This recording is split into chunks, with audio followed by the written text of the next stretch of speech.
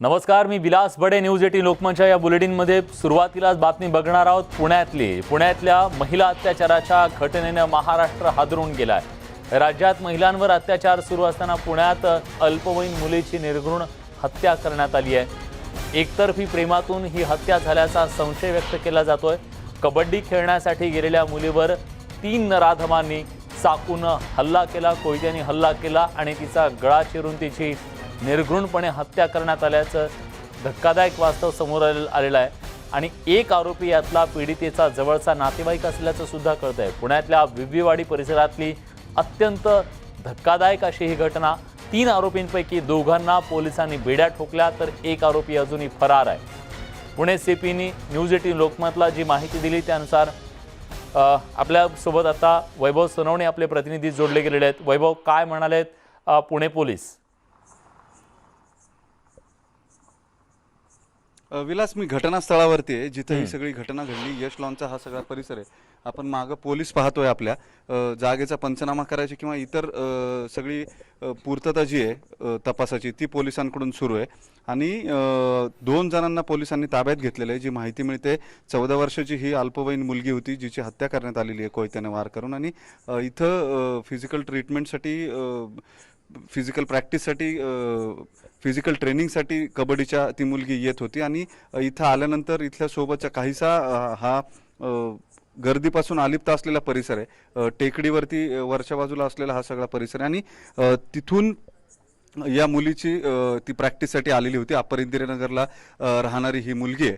आपण पाहतोय पोलिसांनी तपास जो आहे तो तपास सुरू केलेला आहे. घटनास्थळी काय काय पुरावे मिळत आहेत त्याची पाहणी जी आहे ती पोलिसांकडून केली जाते. आणि पुरावे जे आहेत फोरेन्सिकसाठी ते गोळा केले जातात. फोरेन्सिकची टीम जी आहे ती इथं आलेली आहे. 2 जणांना पोलिसांनी ताब्यात घेतल्याची माहिती जी आहे ती पोलीस आयुक्तांनी काही वेळापूर्वी दिलेली होती. आणि ही सगळी घटना जी आहे ती एकतर्फी प्रेमातून घडली असल्याचं सांगितलं जातंय. मात्र आणखी या सगळ्याचं नेमकं कारण जे ते स्पष्ट होऊ शकलेलं नाही.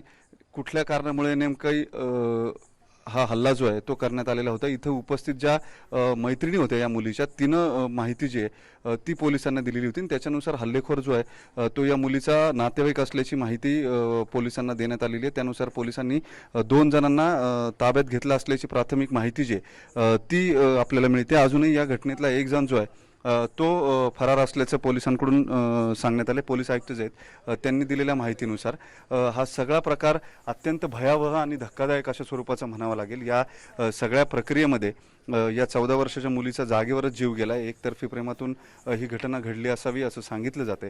या सगळ्या पार्श्वभूमीवरती पोलिसांनी वेगवेगळ्या स्तरावरती तपास सुरुवातीला सुरू केलेला होता. मात्र ज्या अर्थी या मुलीच्या मैत्रिणीला या सगळ्याची माहिती होती किंवा या घटनेची या मुलांची माहिती होती तिच्या मैत्रिणीला, त्या अर्थी तो पूर्वीपासून तिचा पाठलाग करत असावा किंवा तिचा माग घेत असावा. आणि त्यामुळेच या सगळ्याची माहिती जी आहे ती पोलिसांनी या मैत्रिणी ज्या आहेत तिच्या त्यांनी पोलिसांना दिलेली दिसून येते. आता नेमकं कारण काय आहे तो त्या कारणाची चौकशी जी आहे ती पोलिसांकडून सुरू आहे. एकतर्फी प्रेमातून ही घटना घडली असं तुर्तास सांगितलं जाते. मात्र नेमकं कारण जे आहे आणखी किंवा या घटनेच्या आणखी डिटेल्स जे आहेत, कधीपासून हा मुलगा तिला त्रास देत होता किंवा त्रास देत होता का, हा नातेवाईक जो आहे तो कधीपासून तिच्या मागावरती होता, या सगळ्या गोष्टींचा तपास जो आहे तो सखोल तपास पोलीस करतील. फोरेन्सिकच्या टीमने इथे येऊन काही पुरावे जे आहेत ते गोळा केलेले आहेत. घटनास्थळावरती वैभव, तिथे काही प्रत्यक्षदर्शी आहेत का ज्यांनी ही घटना बघितली? त्यांच्याशी तुम्ही बोलू शकाल का, कोणी असतील तर? किंवा पोलीस याबद्दल काही बोलतात? प्रत्यक्षदर्शी कोणी नाहीये. काहीशी निर्जन जागा आहे. पोलीस आणि फोरेन्सिकच्या टीम ज्या आहेत त्या इथं घटनास्थळी आलेल्या आहेत आणि त्या पुरावे जे आहेत त्या गोळा करत आहेत. सर, या घटनेचं आणखी काही झालंय का? किती जणांना ताब्यात घेतलंय?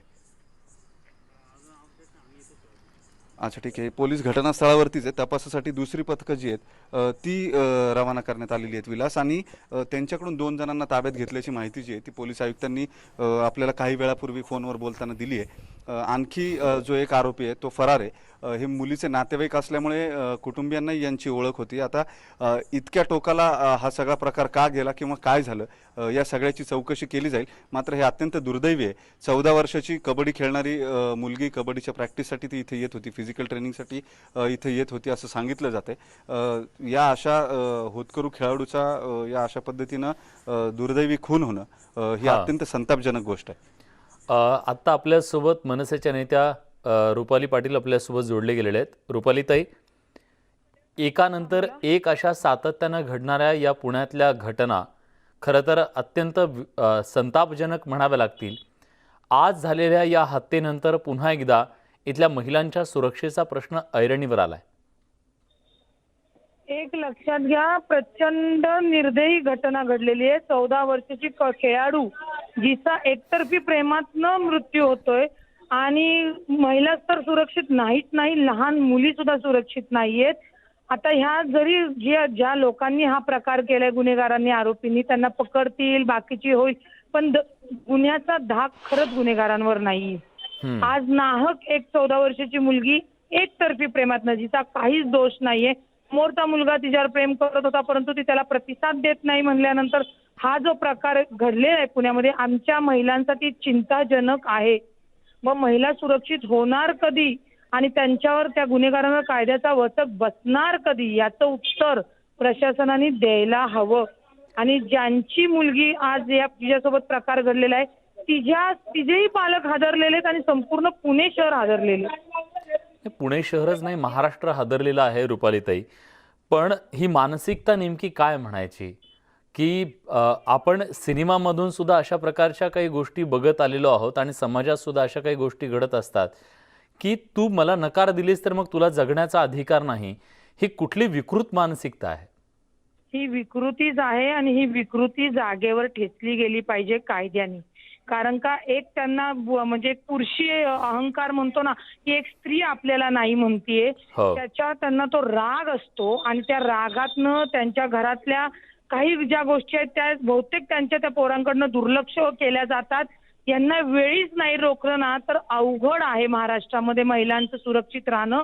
आता त्यांच्यावर कडक कारवाई करून माझी सर्व वकिलांना विनंती आहे की यांचं वकीलपत्र कुणी घेऊ नका आणि त्यांना फास्ट ट्रॅकनी जेवढी शिक्षा होईल ती तातडीने होणं गरजेचं आहे, तरच ती दहशत त्या अशा गुन्हेगारांवर राहील आणि हे प्रकार होणार नाहीत। परंतु सदर प्रकार शब्दात व्यक्त करू शकत नाही, एवढा दुर्दैवी आणि विकृत आहे। आणि आमच्या सगळ्या ज्या महिला आहेत त्या लेकरा बाळांसकट अत्यंत चिंतेत आहोत की पुढे कसं। खरंय, हा प्रश्न प्रत्येकाच्या मनात येणं अगदी स्वाभाविक आहे।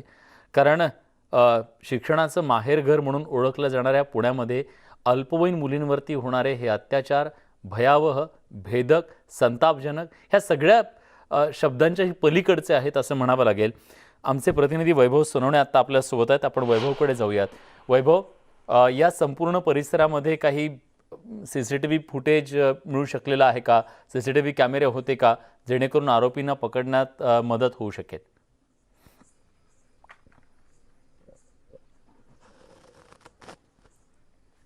वैभव, माझा आवाज तुमच्यापर्यंत पोहोचतोय?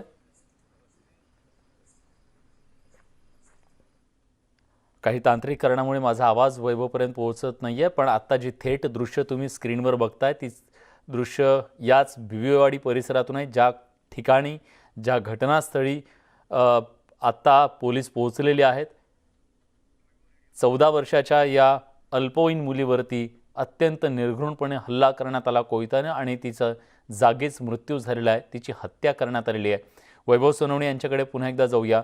वैभव, या परिसरात काही CCTV फुटेज मिळू शकलेलं आहे का? CCTV होते का? काय माहिती मिळते?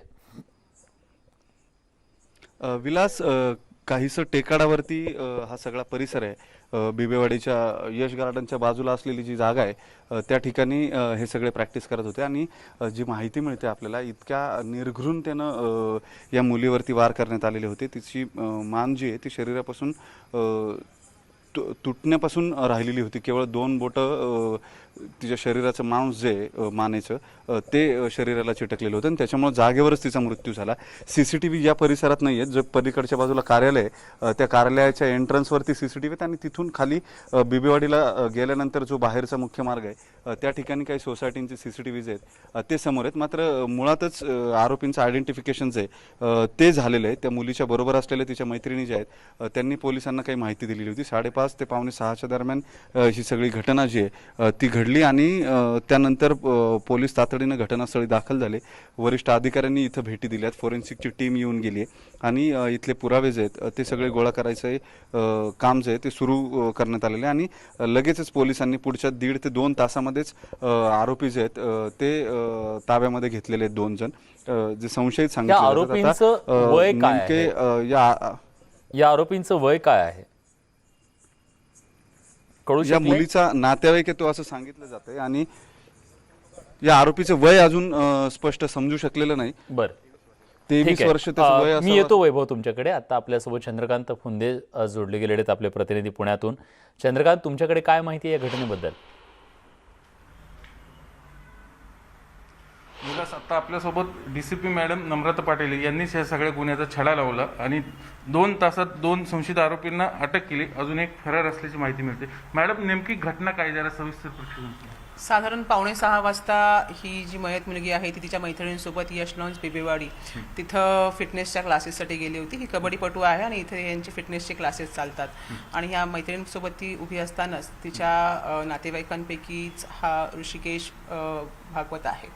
तो रिलेटिव्ह बेसिकली हो, तिच्या रिलेटिव्ह आहे. तो चुलत मावस भाऊ लागतो आणि तो तिथं आला आणि तिला काही बोलण्याची संधी न देता डायरेक्ट तिच्यावर चाकूने वार केले आणि त्यानंतर तिच्या मैत्रिणीमध्ये इंटरव्ह्यू केल्यानंतर परत त्यांना देखील त्यांनी धमकावलं. कोयता आणि चाकूने तिच्यावर वार केल्यानंतर तिचा तिथंच घटनास्थळीच मृत्यू झालेला आहे. हा मुलगा जो आहे तो नातेवाईकांपैकीच असताना तिच्या घरच्यांनी याला समज देखील दिली होती आणि हा प्रकार एकतर्फी प्रेमातून झाल्याचं प्रथम दर्शनी दिसून येत आहे. यापूर्वी याची काही कंप्लेंट आपल्याकडे लॉन्च झाली होती? नाही, पोलीस स्टेशनला यांची काही कंप्लेंट नाही आहे, पण नातेवाईकांमध्ये चर्चा झाली होती आणि ही मुलगी अल्पवयीन असल्यामुळे त्याला समज देण्यात आली होती की हिचा पिछा करू नको म्हणून. मी एकदम नात्यातलंच आहे सगळं. होय. आता आरोपी आपल्याकडे किती अटकेत आहेत? मेन आरोपी यांची नाव काय? घटनास्थळी 3 मोटरसायकलवर आलेले होते आणि त्या व्यतिरिक्त आणखी देखील 2 आरोपींचा सहभाग याच्यामध्ये आम्ही निष्पन्न केलेला आहे. एकूण 5 आरोपींपैकी 2 संशयित आरोपी सध्या आमच्याकडे आम्ही चौकशी करतो आहे. सज्ञान आहेत की अल्पवयीन आहेत? अजून त्यांच्याकडे चौकशी करतो आहे आणि मुख्य आरोपी जो आहे तो सज्ञान आहे. मुख्य आरोपी सज्ञान आहे, म्हणजे मुख्य आरोपीच या मुलीवर एकतर्फी प्रेम करत होतं, त्यातनंच हा प्रकार घडलेला आहे. होय. पण ते मुख्य आरोपीला अटक केली आहे का? आमच्या टीम्स, त्याचबरोबर क्राईम ब्रांचच्या टीम आणि CP सरांच्या मार्गदर्शनाखाली सगळीकडे आम्ही शोध घेतो आहे आणि लवकरच आम्ही मुख्य आरोपीपर्यंत पोहोचण्यात देखील आम्हाला यश येईल.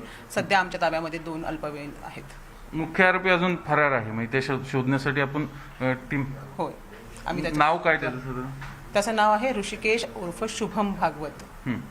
त्याचं वय अंदाजे त्याच भागातला आहे? हा त्याच भागात राहत होता आणि जसं मी सांगितलं की ज्यावेळी या त्याच्या एकतर्फी प्रेम प्रकरणाबद्दल माहिती पडली होती नातेवाईकांना, त्यावेळी तो इथून चिंचवडला राहायला गेला होता. याचं काही हिस्ट्री आहे का गुन्हेगारीची? आमच्याकडे तरी इथं काही नाही आहे. या मुलाचे थोडक्यात हुड वयात असे प्रकरण, त्यातनंच हा प्रकार झाला असं म्हणता येईल? हे एकतर्फी प्रेमातून झालेला प्रकार आहे. आत्तापर्यंत आमच्याकडे जी माहिती आहे त्याच्याप्रमाणे तरी याचा काही क्रिमिनल रेकॉर्ड वगैरे नाही. ज्या पद्धतीने त्याने हिंसक पद्धतीने हे कृत्य केलं, खून केलं, हे खरंच अंगावर काटा आणणारं आहे. तर तुम्ही एक पोलीस अधिकारी म्हणून काय आवाहन कराल अशा या वयातील मुलांना? कारण ही घटना घडलेली परत येत नाही, पण इथून पुढे टाळण्यासाठी आपल्याला काय करतं? अशा काही जर घटना असतील तर त्यामुळे नातेवाईकांनी पोलिसांची हेल्प घेतली पाहिजे. कदाचित आमच्या इंटरव्हेन्शन नंतर त्याच्यामध्ये काहीतरी हे होऊ शकेल, पण आता ह्या सगळ्या यावेळी सांगताना शक्य होणार नाही. अजून हा तपास फार प्राथमिक अवस्थेत आहे. परंतु असे जर काही प्रकार छेडछाडीचे असतील, मग ते परिचितांकडून असतील किंवा अपरिचितांकडून असतील, तर त्याच्याबाबत पोलिसांना जर माहिती मिळाली तर आम्ही नक्कीच त्याच्यामध्ये काही हत्यार होतं, पिस्तूल वगैरे, नेमकं खून कसं केलं? नाही, पिस्टल हे त्याचं टॉय गन आहे. त्यासोबतच्या ज्या मुली होत्या त्यांना घाबरवण्यासाठी त्याचा उपयोग झाला होता. तर जागेवरच टाकून खून पिस्तोलाने झालेलं, खून तर झाल्याच्या सुरा आणि कोयता. आता साधारण ती ससूनला आहे मुलीचं प्रेत नातेवाईक त्यांनी काही ऑफिशियल कंप्लेंट लॉन्च केली या संदर्भात काही आम्ही आता FIR रजिस्टर करायचं काम चालू आहे. चालू आहे? किती आरोपी किती वेळात पकडू शकेल काय आपण पत्कराल? आम्ही लवकरात लवकर आरोपी सगळ्याच आरोपींना अटक करण्याचा प्रयत्न करतोय. सध्या 2 संशयित आमच्याकडे आहेत. ओके. हे होते DCP मॅडम नम्रता पाटील यांनी सांगितले की पोलिसांनी पथकं रवाना केलेली आहेत मुख्य आरोपीला पकडण्यासाठी आणि ते नातेवाईकच आहे मुलीचा, चुलत मावस भावातनं आहे. म्हणजे थोडक्यात एकतर्फी प्रेमातनं ही घटना घडली आणि हे भयानक आहे. तर या वयातील मुलांना घरच्यांनी जर खरं तर हे यापूर्वी घरात वाद झाले होते, आता जसं मॅडमनी सांगितलं, हे जर कदाचित त्याच वेळेस त्याचं कॉग्निझन्स घेतला गेला असता आणि घरच्या घरी हे प्रकरण मिटवण्याचा प्रयत्न न करता रितसर तक्रार झालेलं असतं तर कदाचित त्या मुलीचा जीव कदाचित आज वाचला चित्र वेगळं दिसलं असतं. धन्यवाद तुम्ही दिलेल्या सगळ्या सविस्तर माहितीबद्दल. या बातमीचे आणखी काही कंगोरे आपल्याला जाणून घ्यायचे आहेत. आपले प्रतिनिधी आपल्या सोबत असणार आहेत. एक छोटासा ब्रेक घेतोय. कुठे जाऊ नका, पहा फक्त न्यूज 18 लोकमत.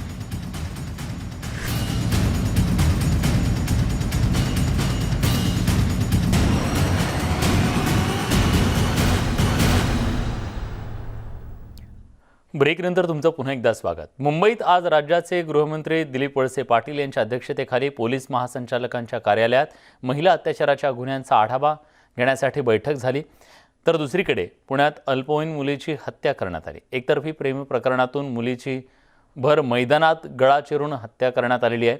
एका बाजूला ही बैठक सुरू आहे तर दुसऱ्या बाजूला पुण्यासह महाराष्ट्र हादरलेला आहे.